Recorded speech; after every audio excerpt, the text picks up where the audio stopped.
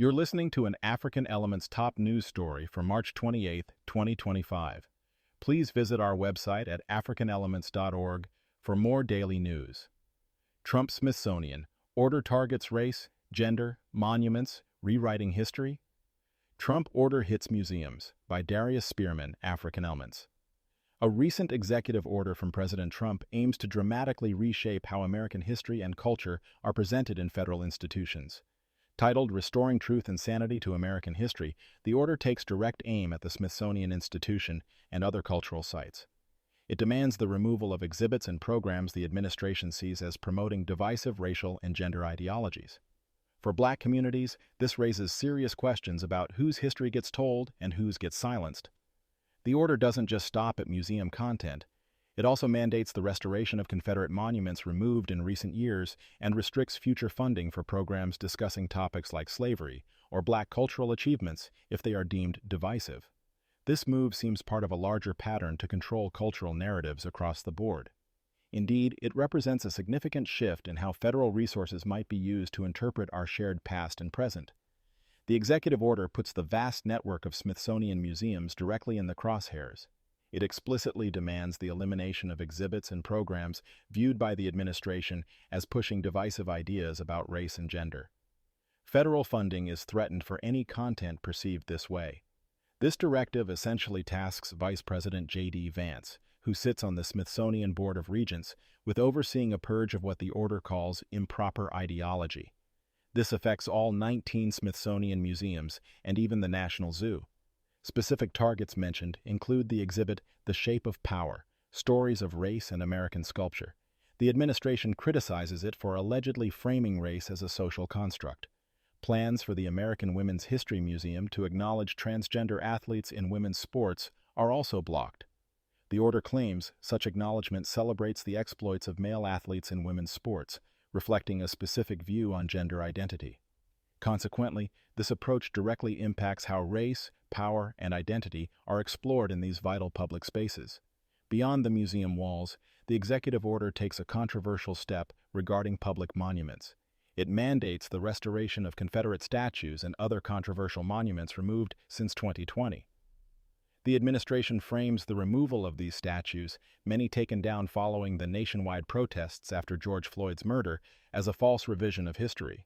This action directly counters the calls from many communities, particularly Black communities, who saw these monuments as symbols of oppression and demanded their removal. The order claims that removing these statues minimizes the value of certain historical events or figures.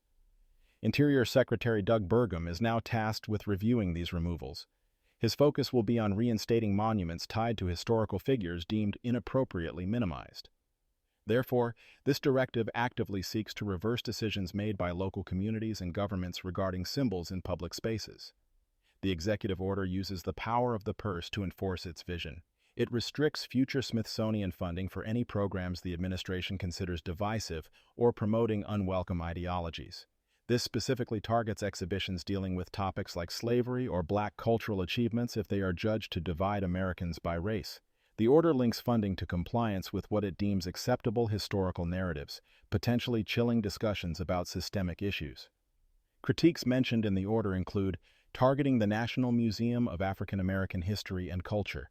It criticizes the museum for content linking concepts like hard work and individualism to white culture.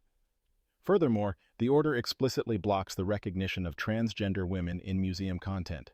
It mandates the American Women's History Museum exclude them from narratives about women's history. This funding threat thus imposes narrow definitions of race, gender, and history onto these institutions.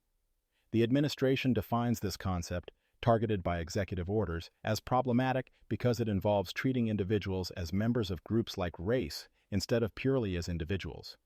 This framing explicitly targets discussions about systemic racism or privilege, labeling them as inherently divisive and a form of group-based discrimination.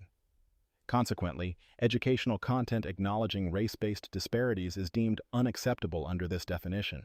This executive order doesn't exist in a vacuum. It aligns with broader efforts by the Trump administration to reshape cultural institutions and control narratives around identity. Earlier actions include banning diversity, equity, and inclusion initiatives at the Smithsonian, leading to the closure of diversity-focused offices. Moves like defunding Columbia University and replacing board members at the John F. Kennedy Center with Trump positioning himself as chairman also fit this pattern.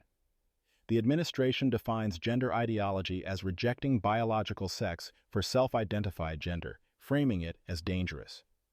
The goal of restoring truth and sanity is presented as countering this perceived erasure of biological sex, insisting federal policies reflect biological reality.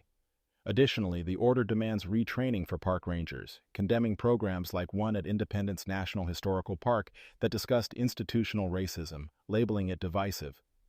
These actions collectively attempt to enforce a specific, narrow view of American history and identity through federal power. According to the administration's executive orders, gender ideology is defined as the rejection of biological sex in favor of an individual's self-assessed gender identity. This viewpoint is framed as a threat to women's safety and objective truth. It is explicitly linked to denying biological sex, with claims that it improperly allows access to single-sex spaces. It's important to note that the information available focuses heavily on the administration's perspective and actions. The provided sources detail the executive order's mandates and rationale. However, they offer limited insight into counter-arguments, expert critiques, or the specific impacts on preserving Black history and culture beyond the NMAAHC criticism mentioned. Many questions remain about how these directives will be implemented and resisted. Copyright African Elements.